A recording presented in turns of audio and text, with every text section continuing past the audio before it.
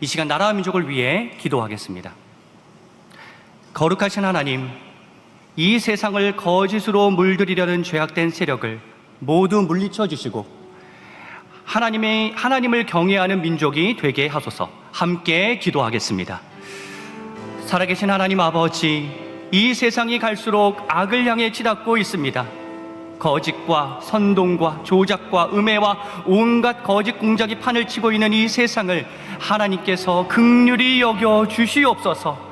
하나님의 사람들에게 담대함을 허락하여 주시옵소서. 삼권 분립과 법치주의가 무너지지 않게 하시고 급증하는 외국인 범죄와 마약과 총칼로부터 대한민국을 보호하여 주시며 교육과 안보 등 사회 전반에 걸친 모든 영역에서 하나님의 정의가 온전히 드러나게 하소서. 사랑의 하나님, 이 세상에 하나님의 정의와 사랑이 구현되게 하소서. 말씀을 듣기 원하오니 주님의 진리를 가르쳐 주소서. 예수 그리스도의 이름으로 간절히 기도드립니다. 아멘. 전쟁에서 중요한 건 기선제압입니다. 1절 가나안 북부 하솔의 왕 야빈이 들은 소식은 당연히 가나안 남부에서 펼쳐진 이스라엘의 활약상이었을 것입니다. 여호수아 10장에 나오듯이 놀라운 전투력, 아모리 연합군에게만 쏟아진 우박, 해와 달이 멈추는 초자연적인 기적의 전황을 들으면서 크게 압도되었을 것입니다. 여리고성과 아이성 함락 보고를 받으면서는 해볼 만한 전투라고 생각했겠지만, 혹은 우리에게 오기도 전에 이스라엘은 참패할 것으로 예측했겠지만, 예상과는 다르게 초인간적인 이스라엘의 군사력에 적지 않은 충격과 당황과 무엇보다도 두려움을 크게 느꼈을 것입니다. 더 정확하게 표현한다면 가나안 북부 진영에서 느낀 두려움의 대상은 이스라엘이 믿는 여호와 하나님이었을 것입니다. 가나안의 역사학자들은 이스라엘이 과거 출애굽하면서 일으킨 10가지 재앙과 홍해를 건넜던 사건 등을 왕에게 전달했을 수도 있습니다. 이스라엘에 관해서 들으면 들을수록 마치 중국 축구가 한국에 느끼는 공안증처럼 두려움은 증폭되었을 것입니다. 하지만 가나안 북부 왕들의 선택은 정면 대결이었습니다. 1절부터 5절까지를 보면 남부보다 더 많은 군사를 총동원합니다. 4절 바닷가에 모래와 같았다, 심이 많았다 라는 표현은 상상을 초월한 군대의 집결을 뜻합니다. 인해 전술로 극복해 보겠다는 심산이었습니다. 하지만 정면 승부 결정은 큰 오판이었습니다. 과신이 부른 참사라고 할 수 있습니다. 나폴레옹의 과신이 러시아 원정을 시도하게 하였고 그로 인해 서서히 무너지게 되었듯이 다니엘 5장에 보면 바벨론의 벨사살 왕이 군 방어력을 지나치게 과신하여 죽게 되고 바벨론이 함락되었듯이 수많은 연합군을 너무 지나치게 맹신하였습니다. 사실 군사 전략적 차원으로 봤을 때 가나안 북부 연합군을 탓할 수만은 없습니다. 저는 장교 출신이기에 손자병법 책으로 실제 공부하였는데 모공편, 그 피부의 모공이 아니라 그 전략모, 공격공, 이 공격 전략편에 보면 만일 공격을 하려면 상대보다 5배 많은 병력이 있어야 한다는 내용이 나옵니다. 아마도 북부연합군은 이스라엘보다 5배 이상 많은 병력을 보유했을 것으로 추정되는데, 그런데도 먼저 달려들지 않고 5절 메론 물가에서 기다렸습니다. 7절 이스라엘이 공격을 하고 북부연합군은 방어를 하는 형태이기에 북부연합군은 적절한 작전을 펼친 것입니다. 하지만 북부연합군은 실패하죠. 전쟁에서 패하죠. 그 중요한 패착의 원인이 무엇입니까? 그건 바로 하나님을 과소평가했던 것입니다. 군사적 토의만 했지 영적 파워가 얼마나 막강한지, 하나님이 얼마나 위대한 능력을 발휘하시는 분이신지를 모르고 있었던 가나안 사람들이었습니다. 군인으로서는 뛰어난 장수, 기략가였을지는 몰라도 인간의 지식과 전략을 뛰어넘어 역사하시는 하나님의 지혜와 능력을 간과하였기에 패배하였던 것입니다. 반면에 이스라엘은 16절에 보시면 잘 나타나지만 하나님의 지혜로 결국 승리를 거둡니다. 6절 보시면 하나님이 전술을 알려주시죠. 말 뒷발의 힘줄을 끊고 전차를 불러 태우라는 방책입니다. 기동력의 상실이 전세를 장악하는 데 주요하다라는 이 군사적 지혜가 영적 하나님과의 관계 안에서 나옵니다. 우리 역시 말씀과 기도의 자리에서 삶의 지혜를 얻게 되듯이 당시 이스라엘은 하나님과의 관계 안에서 이 군사적 전략을 깨닫게 되었습니다. 8절부터 12절까지의 전투 양상을 보면 하나님의 말씀에 따라 9절 말의 뒷발 힘줄을 끊고 전차를 불러 태운 이후 급속도로 전세가 기울어 10절 연합군 전체의 우두머리 핫솔의 왕 야빈이 죽고 11절 핵심 본진 핫솔이 불태워집니다. 하나님의 전략은 기가 막히게 통합니다. 우리는 지난주 말씀과 오늘 말씀을 통해서 하나님의 방법에 대해서, 우리를 승리하게 하시는 하나님의 방법에 대해서 균형 있는 시각을 가져야 합니다. 지난 10장에 나온 대로 하나님은 초자연적인 기적을 일으키셔서 승리하게 하시는 분이기도 하시지만 오늘 본문에 나온 대로 지혜로운 전략을 발휘하게 하셔서 승리하게도 하십니다. 하나님이 직접 풀어주시는 문제도 있고 나에게 지혜의 언변을 주셔서 하나님의 지혜를 힘입은 내가 주도적으로 문제를 풀게도 하십니다. 이 두 가지 방식을 다 알아야 합니다. 하나님께서 알려주신 전략이 이스라엘 승리의 원동력이기도 하지만 담대함이 작용한 결과이기도 합니다. 6절 하나님께서는 내일 승리하리니 두려워하지 말라라고 하시고 7절 이스라엘은 그 하나님의 약속의 말씀을 붙들고 돌격합니다. 지체함 없이, 여러분 두려움 없이 강한 신적 자신감으로, 하나님으로 인한 자신감으로 똘똘 뭉친 사람들을 당해낼 재간은 없습니다.